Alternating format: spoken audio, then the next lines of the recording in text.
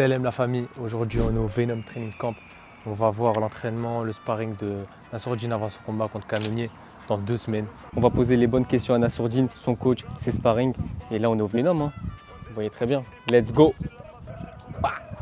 J'ai des meurs propres, pas besoin de prendre comme avant j'ai pas payé la prod. C'est pas toi qui vas payer ma porte, mais tu veux tout savoir sur l'affaire, moi. Je sais pas ce que ça Ah ouais, gang là. t'es là. Ouais, ça va bien là. Arrive aux States comme ça, ils vont te respecter. Hein. Paris comme ça, les gens ils vont comprendre. Non, putain, ça va pas du tout. Ça fait j'ai une grosse tête, moi ça me va pas. Ah ouais, ça va. Voilà, ça j'aime trop. La vérité, j'aime trop. Beau gosse. Là il est humble, c'est pour ça. Je t'ai dit. Tu veux faire un sparring avec. Tu rentres comme ça à Paris. Les gens ils vont comprendre. Ouais, Ils vont comprendre direct. Bref, c'est du commentaire. Je vous dis, je vais trop le mec. Il a changé. Ça y est, la chute elle est rentrée. Il fait le fou. Je pense que ça rendait mieux avec les lunettes. Ah, Ça rendait mieux avec les lunettes. Je te le dis. putain, je suis encerclé quoi. Putain, on dirait que vous êtes. Nas, les gars, ils veulent me faire ou quoi? Pourquoi ils se mettent tous autour de moi comme ça? Eh, on est ensemble, c'est la famille. Ils m'encerclent comme ça là. Non, même pas, t'inquiète. On est samedi. Ouais.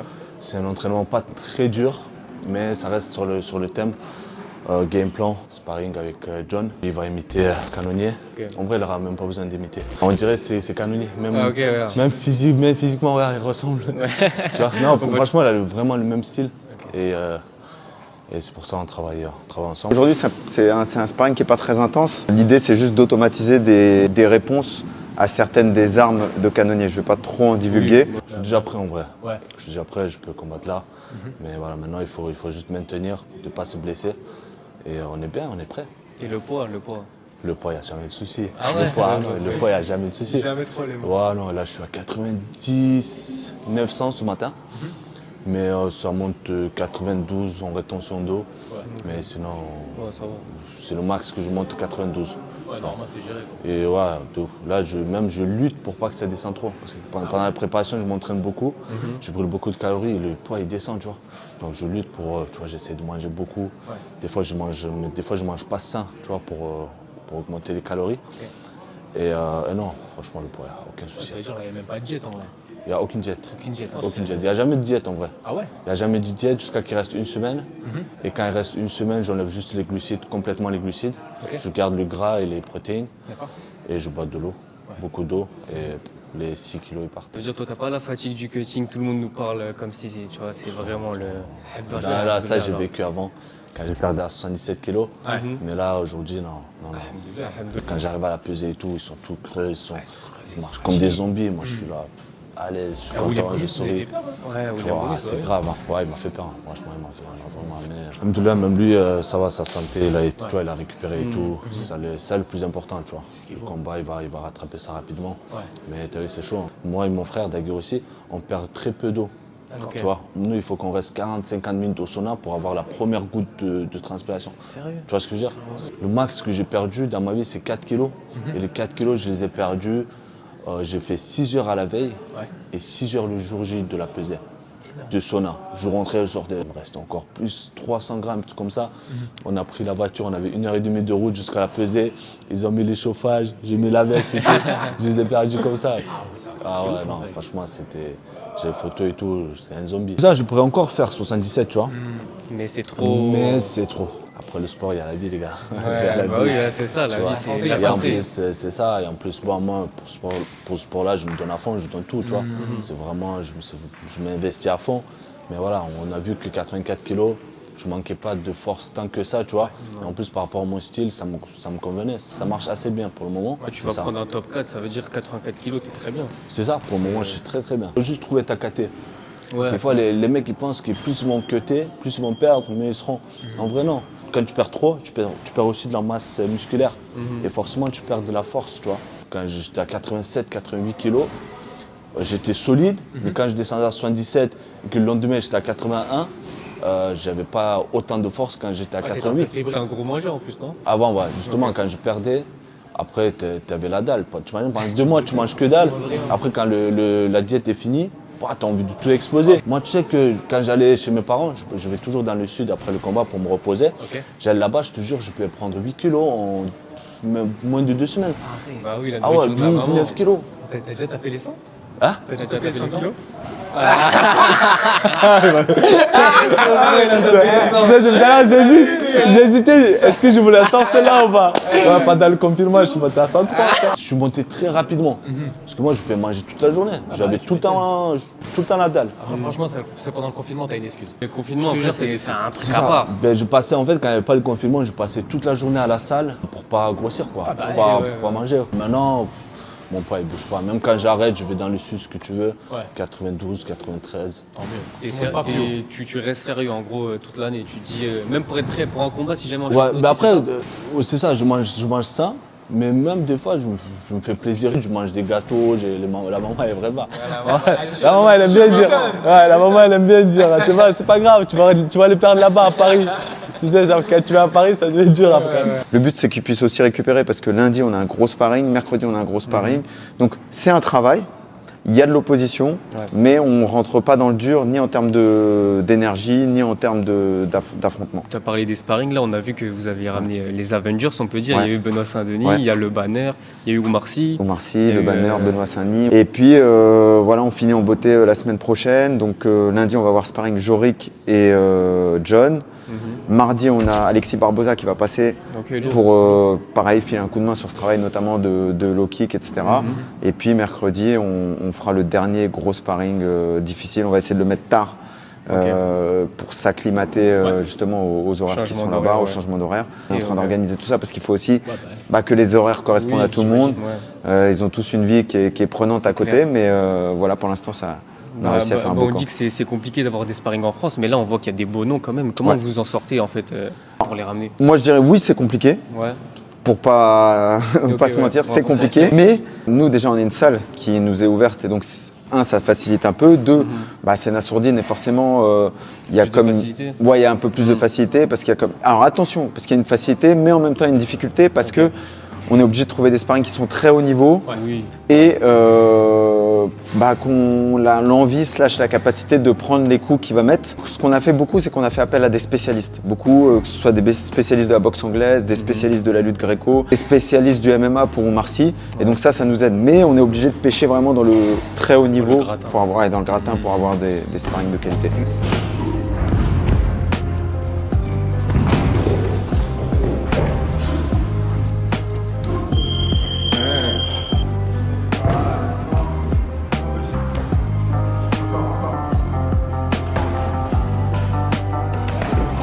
Le sparring, comment ça s'est passé? Est-ce que tu peux nous dire un peu? Le sparring, très bien. Très bien. Je regarde toi ou la caméra? Non, nous. Ça soit normal. Ouais, ça soit normal comme tu n'avais pas de caméra. Je suis bien coiffé.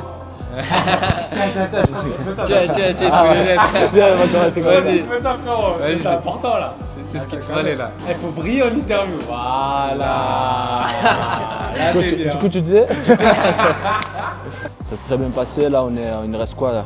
Encore une semaine avant le départ. Donc on commence déjà à diminuer un peu. On a vu, ça allait rapidement. Toi, tu es le sniper. Même à ton poids, d'aller aussi vite, c'est impressionnant. Je pense que tu es l'un des plus rapides aussi de ta catégorie. Ça vient d'où? Ça vient du travail ou c'est vraiment quelque chose qui est inné, on va dire, entre guillemets, cette vitesse? Ouais, je pense que c'est inné. Hein. On a tous un petit truc en nous, tu vois, avec quoi on est, on va dire. Tu sais, on n'est pas tous fait pareil. Je pense que j'ai des fibres rapides qui me permettent d'avoir cette vitesse-là. Maintenant, il y a le fait aussi que je viens des 77, KT en dessous. Et du coup, je pense que c'est ce qui fait que... Parce que c'est rare à ce point-là d'être aussi vif, aussi rapide, aussi réactif. Parce que généralement, plus on monte de catégorie, plus les mecs ils visent que la force, entre guillemets. C'est ça, après, j'étais pas en mode prise de masse, genre en mode que prise de masse.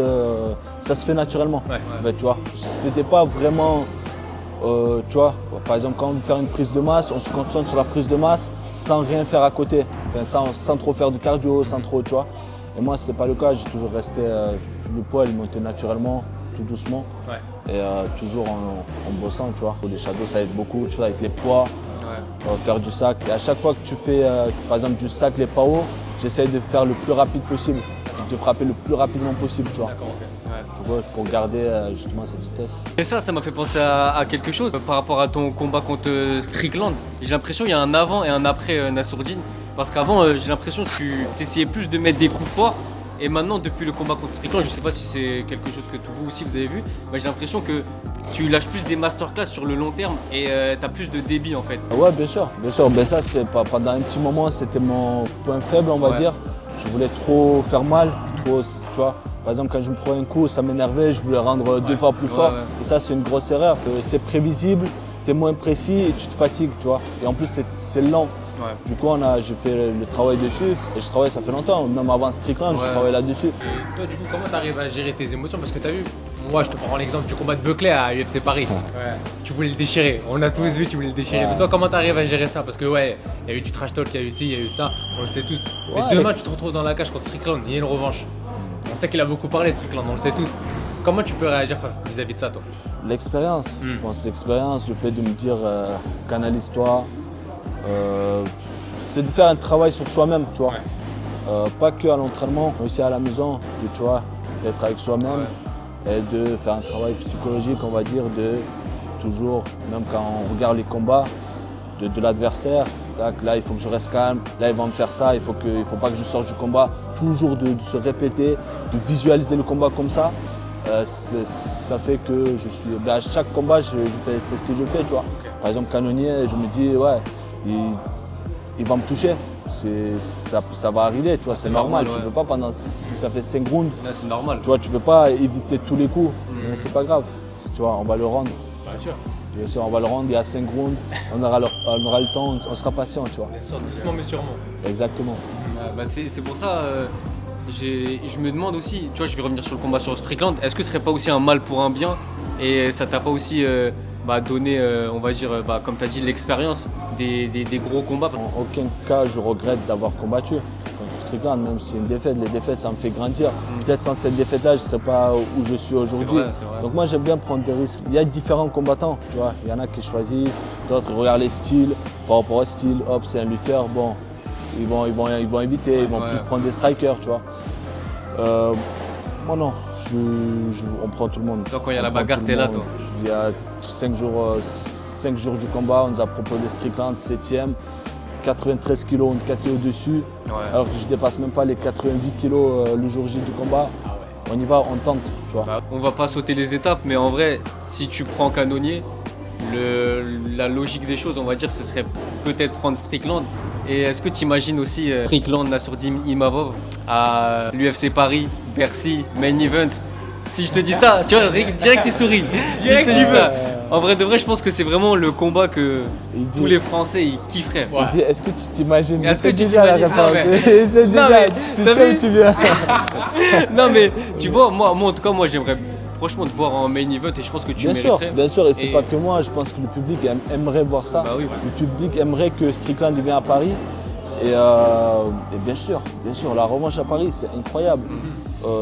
Si tout se passe bien dans ce combat-là, je pense que c'est la suite logique, tu vois. Après lui, il va chercher la ceinture derrière, mais la ceinture, c'est pas toujours accessible. Tu vois, il préfère même l'histoire que la ceinture, parce que vous deux, il y a un passif. C'est ça, on a déjà combattu, c'était dans une KT au-dessus, etc. Ça vaut le coup de faire une revanche dans la vraie KT 84, dans notre KT, avec une vraie préparation et un vrai combat, tu vois. Toi, tu te verrais avoir un combat pour le titre d'après combien de temps? Si tu avais un moment dans ta carrière où tu dis… Quand ça va venir, je te jure, je suis patient. T'es pas pressé ou quoi que ce soit? Non, je ne suis pas si pressé que ça. Maintenant, si ça vient, on prend. Mais on n'est pas là, tu vois. L'objectif, ça reste la ceinture. Maintenant, quand ça va venir, nous, on est là, on affronte tout le monde. On ne refuse pas les combats. On nous propose, on prend. Et ceux qui peuvent me rapprocher de la ceinture, let's go. Là, ça peut aller très vite, d'une certaine manière. Est-ce que toi, t'en as conscience que ça peut aller vite dans ce sens-là? Bien sûr. Dans ma vie, il y a plein de choses qui sont allées aussi vite. Je ne m'imaginais même pas, boum, c'est venu, tu vois. C'est vraiment, non, je ne serais pas surpris, je ne serais pas étonné. Vraiment, ça peut aller très très vite. Comment tu as fait? Parce que là, je vois, tu as un discours posé, optimiste. Tu as été beaucoup critiqué en vrai de vrai.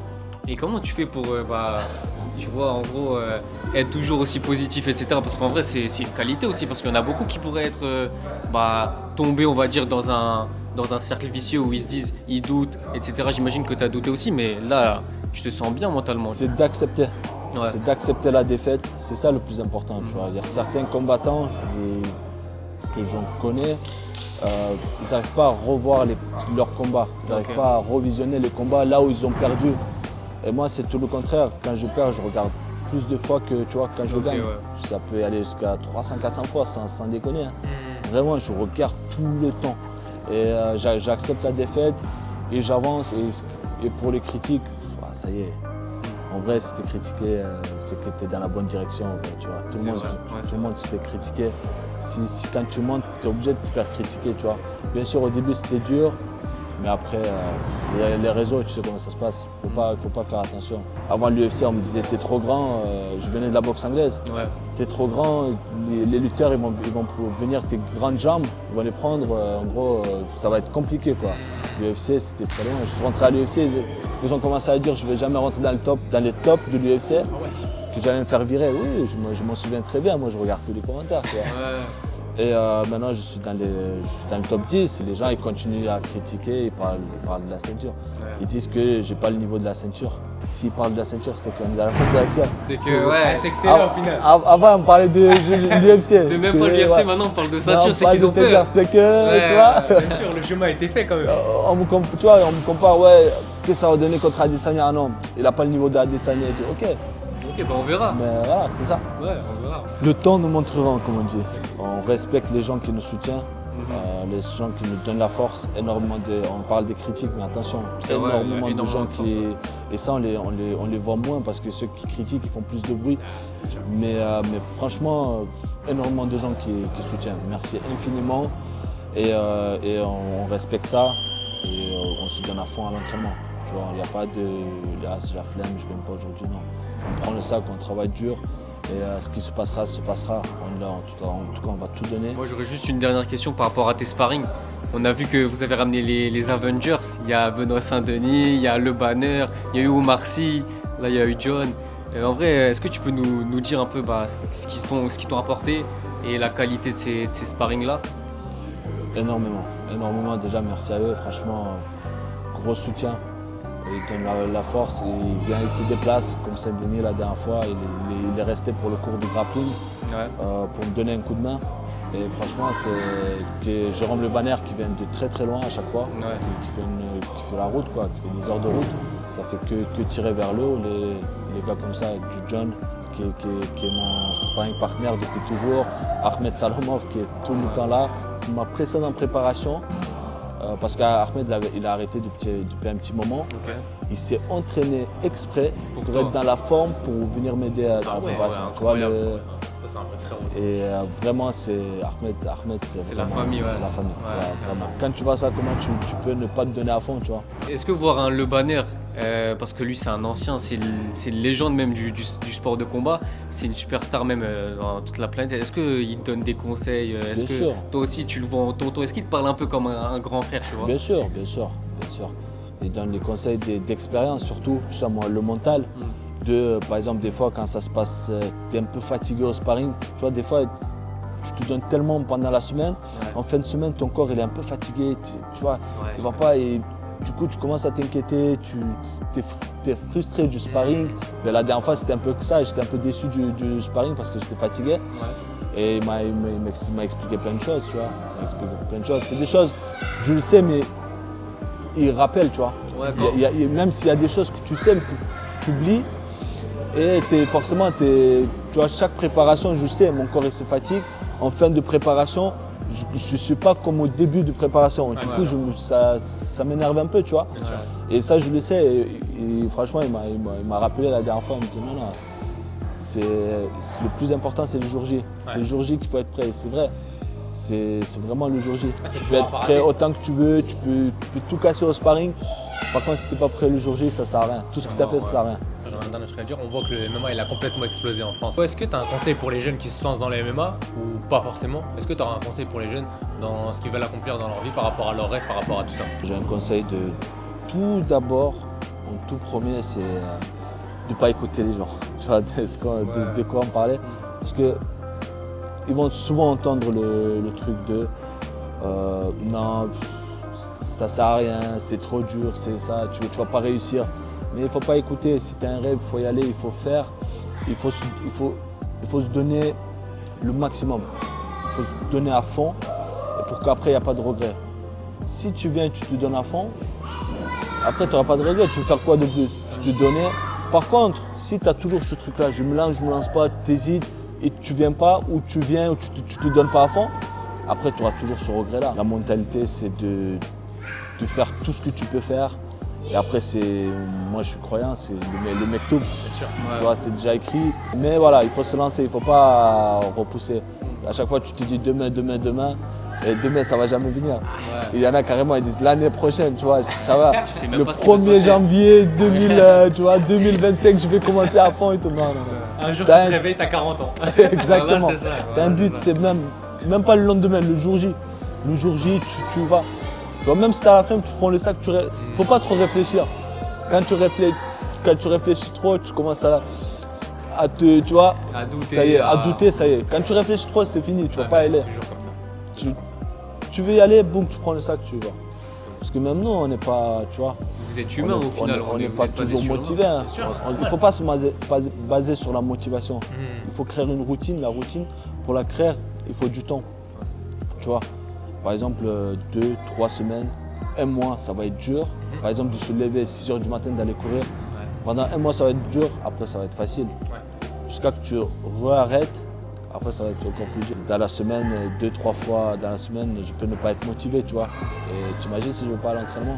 Non, tu n'es pas motivé, tu prends le sac, c'est la routine, tu vois. Quand tu te laves les dents, tu prends le café, Merci beaucoup Nassourdine. Ça fait plaisir de t'avoir sur la Grinta. Ça me fait plaisir également. On Merci espère à vous. que le 8 juin, ça va bien se passer. Yes. Nous, Merci, on les doute gars. pas en tout cas, parce Merci qu'on beaucoup. a vu des sparring et ça va Ouais. bien se passer. Merci beaucoup en Ça tout fait cas. plaisir. Merci à vous, les gars. Bon les gars, c'était la fin avec Nassourdine, j'espère que vous avez kiffé. Son combat il est dans 2 semaines, en tout cas franchement merci à lui, à toute son équipe de nous avoir ouvert les portes. Franchement c'était lourd, gros sparring, vous allez voir les images et nous en tout cas on est hype. On va éteindre ça le 8 juin pour lui. Et force hein. Voilà, en tout cas, ça fait toujours plaisir de revenir au Venom Training Camp, là où tout a commencé. en vrai. Là où tout a commencé, Là où tout a commencé, la première en vrai, vidéo. La première vidéo avec Baki, SO Baki. Et voilà, en vrai, ça fait kiffer, c'était bien. On a bien parlé avec lui, franchement, c'est trop gentil ce mec-là. À chaque fois qu'on l'a vu, trop gentil avec nous. Donc voilà, on lui souhaite que du bien, et Inch'Allah, la victoire pour le 8 juin. Inch'Allah, victoire. Et les gars, il y a 1 an et demi, comme il a dit, on est venu ici pour Baki. On a vu Nassourdine, on s'est dit, waouh, franchement, si un jour on fait Nassourdine, ce serait incroyable. Là, on l'a fait. Donc, croyez en vos rêves. Et voilà, frère. Ciao. J'ai des meurs propres, pas besoin de prendre. Comme avant, j'ai pas payé la prod. C'est pas toi qui vas payer ma porte, mais tu veux tout savoir sur l'affaire.